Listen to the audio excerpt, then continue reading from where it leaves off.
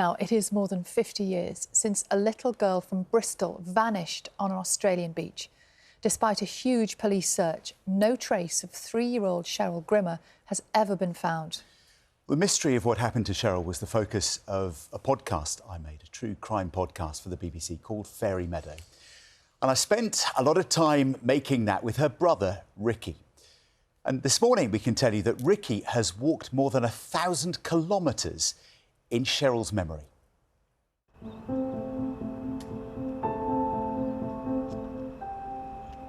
Ricki walks every day. Whether he's at home in Australia or travelling abroad, dedicating every step to Cheryl, the little sister he lost. The best way to describe Cheryl is cheeky and cute. She was very cute, very beautiful. But she was a rascal. It was January 1970. The Grimmer family had just emigrated from Bristol to Australia. And they were living here at Fairy Meadow, an hour south of Sydney. When one afternoon, the weather suddenly turned and they had to leave the beach in a hurry. Ricki was told to wait with his little sister at the changing rooms at the top of the beach. He was 7 years old. He turned his back for just a few seconds and Cheryl was taken. She was just there. Just about where that wall ends, just there. She's smiling and giggling and just playing. It was like a joke. 3-year-old Cheryl was never seen again, and Ricki has dedicated his life to getting answers. 7 years ago, a man was charged with Cheryl's murder. He can't be named for legal reasons, and he denied all charges. But before the trial could start, a judge ruled that a confession made back in the 1970s could not be used as evidence, and the case was dropped. For Ricki, it was back to square one. That is when he started walking. It's a journey that once you've been on it, it sort of has you hooked. 5 years ago, while I was making the BBC true crime podcast Fairy Meadow, I joined Ricki for a couple of days on part of the Camino de Santiago pilgrimage route in northern Spain. He trekked close to 100 miles. He's not religious, but Ricki found walking in memory of his sister gave him a sense of peace. I've been talking to her the whole journey, my whole life. I think, as I said to you earlier today, in the hope that she was just going to knock on the front door one day and come in. I just wouldn't want any family to go through what our family's gone through. No one should have to go through this. Ricki promised then that one day he would come back to Europe and complete the entire Camino route for his sister. More than 700 miles from the south of France and right across Spain.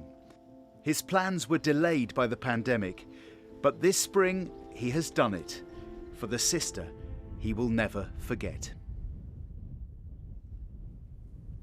Well, I'm delighted to say that having just finished the weekend, Ricki now joins us on the BBC Breakfast sofa. Good morning. Thanks, John. Loving Sally. the beard. Hi. You like it? How are the feet? Sore. Yeah. Yeah, a few blisters, a few cuts, but not too bad. Healing quickly. 1,000 kilometres, more than 1,000 kilometres. Yeah, it was. It's an incredible journey, the pilgrimage. The Camino brings so much to so many people. Like, I believe 300,000 plus people now walk all parts of the Camino each year. The beauty of the Spanish countryside is just breathtaking. It's an incredible place that you can just go, be on your own or be with as many people as you want to walk with. And obviously, famously, it is a pilgrimage, and it really was a pilgrimage for you, wasn't it? Very much so, very much so. I got to do a small section of the pilgrimage back in 2017. And yeah, lo and behold, I found a little bit of peace there. I've sort of struggled all my life to find some peace. And on this pilgrimage, I found it. And I'm not spiritual in any way or religious, but I did find something there that was deep. We were having a little chat last night, and I know you like to talk to people along the way and share your story, but also you like just being on your own for parts of it, just having silence, time to think, away from Australia, away from what you call the madness. Just talk us through that sense of freedom almost. For me, I made a terrible decision 54 years ago now, and I've struggled with that decision all my life. And that decision being? Leaving her in the toilets. I should have sent one of my brothers down to the beach to get my mother that day. So it was something that I've struggled with, and I've hated it all my life. But on the pilgrimage, I find that there's a little bit of, I'm forgiving myself, I guess, a little bit for that decision, and I've never been able to do that. Lots of people have tried to help me do that, but I find a little bit of forgiveness there, yeah. And when I said you like to do it on your own, yep.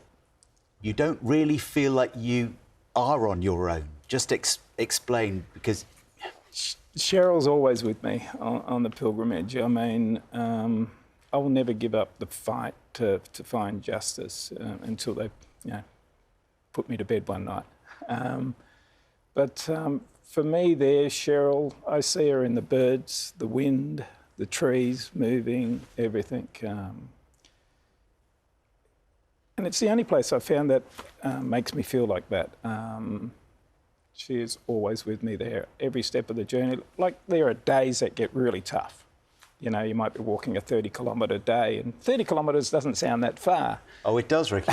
Yeah, it does. But when you're going up a mountain you've got a 1,500 metre climb up over rocks and stones and mud and dirt.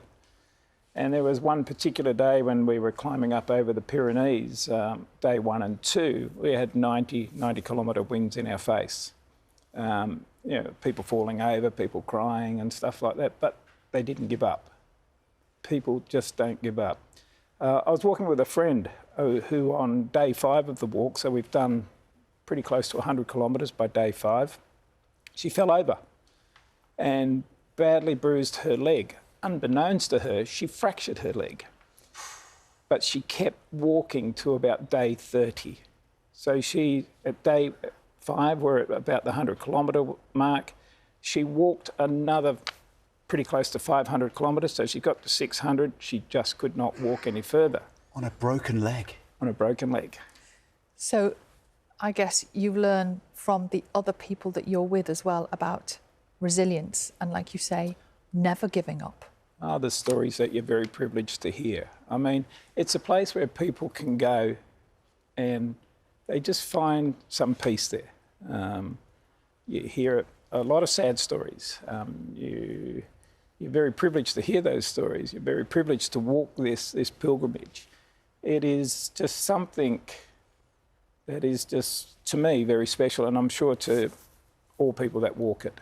Whether you walk the 700 plus kilometres or whether you walk 150 of it, whatever distance. You've brought in the laminated pictures that we saw in that little film that you carry everywhere of Cheryl with you, and you also took some rocks, didn't you? Which you wrote her name and your name, and here we go, just on the Camino, on that way. Why was that so important for you to leave in certain places along the route? Throughout the day, when you sort of, you're deep in thought and you've got all these emotions. That's at Cruz de Ferro, between Fosbaden and Ponferrada.